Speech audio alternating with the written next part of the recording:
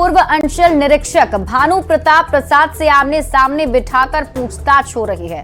पूर्व मुख्यमंत्री हेमंत सोरेन की ईडी रिमांड का आज चौथा दिन है, जबकि पूर्व अंचल निरीक्षक भानु प्रताप प्रसाद की ईडी रिमांड का आज पहला दिन है।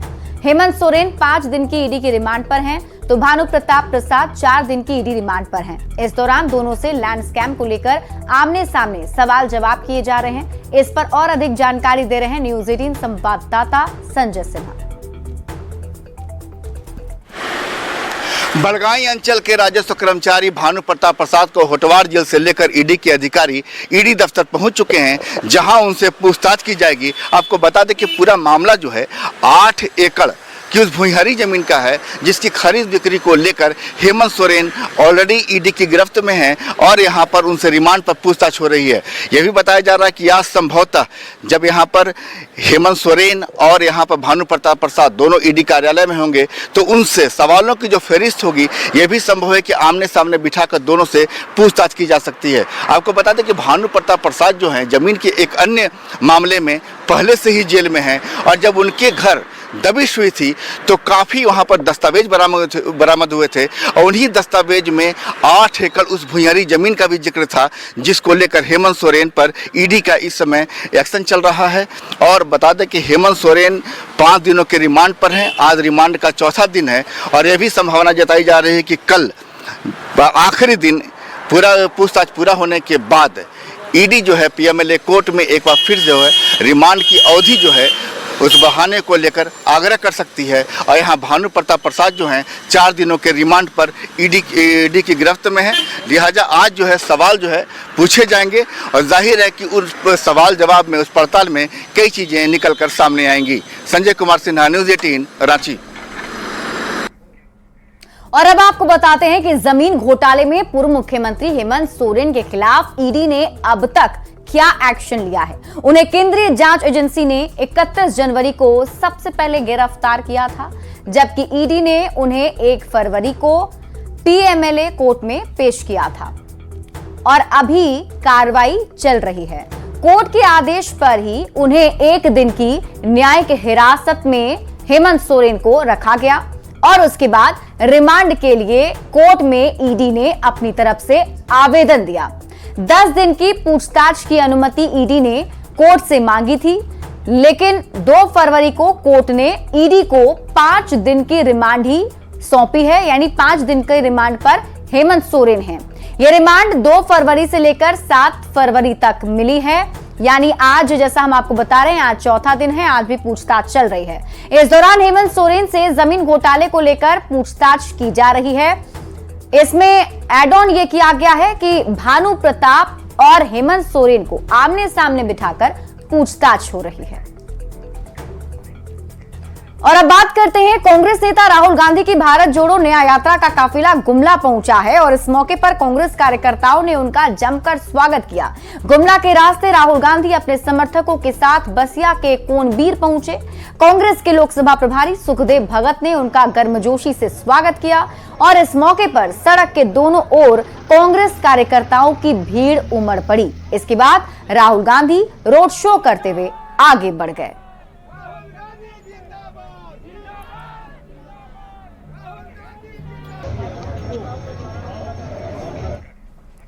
झारखंड विधानसभा के विशेष सत्र के अंतिम दिन सत्ता पक्ष और विपक्ष के बीच जमकर संग्राम हुआ। इस दौरान कांग्रेस विधायक दीपिका पांडे सिंह ने विपक्ष पर कई आरोप लगाए। विपक्षी विधायकों ने भी इसका जवाब दिया। इसी बीच दोनों ओर से आरोप प्रत्यारोप का दौर चला।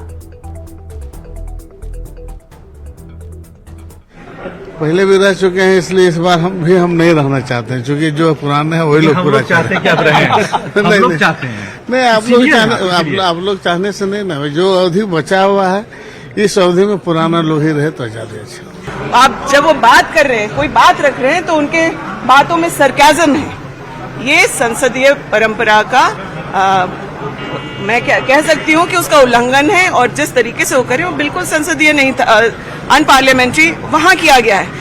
आखिर ये करते जाएंगे और हम लोग कुछ ना कहें।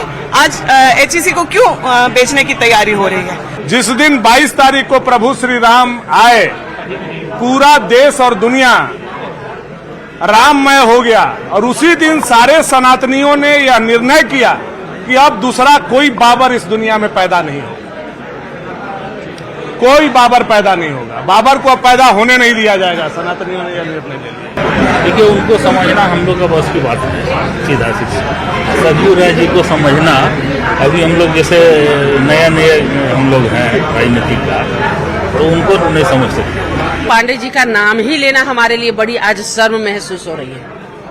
एक महिला सदस्य होने के नाते उन्होंने जिस प्रकार का आचरण आज सदन में रखने का काम किया है, ये सिर्फ झारखंड का लोग नहीं बल्कि जो भी झारखंड के कार्यवाही को देख रहे होंगे, सदन के अंदर की कार्यवाही को देख रहे होंगे, आज शर्मिंदगी महसूस कर रहे होंगे। और हमें लगता है कि आज हाईलाइट होने का इतना घटिया तरीका, छी छी, कहने में शर्म आती है कि वो एक चुनी हुई जनप्रतिनिधि हैं। खासकर महामहिम राज्यपाल के धन्यवाद ज्ञापन पर सभी को बयान देना था कि पक्ष को विपक्ष हो, लेकिन सब पूर्ण खानदान के लोग बात करने लगते हैं, कहाँ के बाद कहाँ, कहाँ के बाद कहाँ।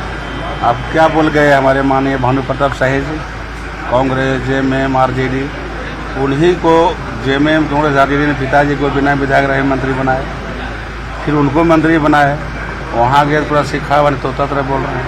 कांग्रेस की विधायक। और आपको सीधे लिए चलते हैं बीजेपी के प्रेस कॉन्फ्रेंस में, जहां बाबूलाल मरांडी कुछ कह रहे हैं। 16 अगस्त को ये ऑन डॉक्यूमेंट्स है, कोई ऐसा नहीं है कि 16 अगस्त को एसआर कोर्ट को और ये कहता है कि भाई ये हमारा प्रॉपर्टी है, दूसरे लोगों ने अनाधिकृत रूप से अपने नाम करा लिया है, इसको खारिज करना चाहिए। ये राजकुमार पान है और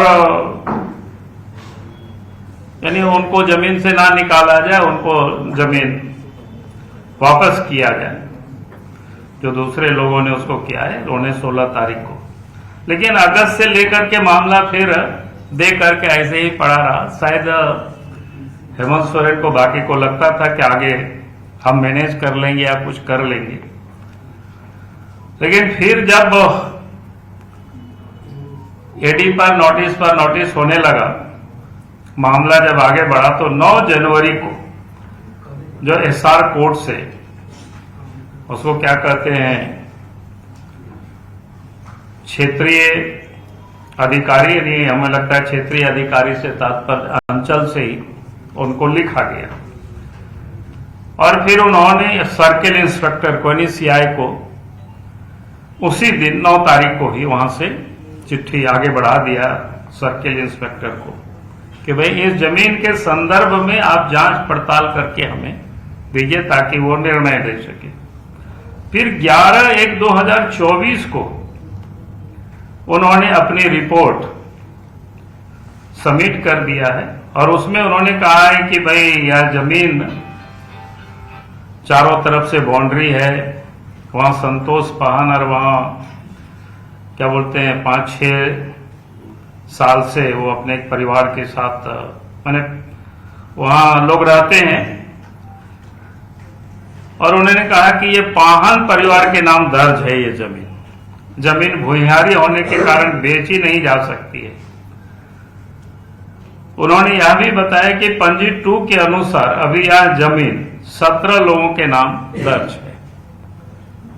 तो ये इन्होंने 11 तारीख को रिपोर्ट दिया, वहां सब जांच पड़ताल करके, और उसी दिन इन्होंने रिपोर्ट को आगे भेज दिया जहां से आया था क्षेत्रीय पदाधिकारी को। और इसके बाद आप सबको ध्यान में होगा कि 29 जनवरी को हेमंत सोरेन जी कहां गए थे। आप सबको ध्यान में है कि बता देना पड़ेगा? दिल्ली गए थे, ध्यान में है ना? तो 29 तारीख को ही एसआर कोर्ट से ये फैसला भी आ गया और फैसला ही नहीं आया, मैंने क्या कहते हैं विशेष विनियम पदाधिकारी ने जमीन को उसके खतियानी मालिक को सौंपने का आदेश पारित किया। ऑनलाइन एंट्री को भी संशोधित किया गया। मैंने इतना तेजी से, अब तो बेचारा कितना खतियान धारक रोज लोग घूमते, आप सब लोग भी जानते हैं, हम लोग के यहाँ भी लोग आते हैं कि साहब उसका कोई संशोधित नहीं करता है और उसमें से फिर से जो पहले जमाबंदी किया गया था वो सबको हटा करके फिर से कराया गया। तो ये बिल्कुल स्पष्ट है, ये जमीन हेमंत सोरेन ने अपनी काली कमाई को छुपाने के लिए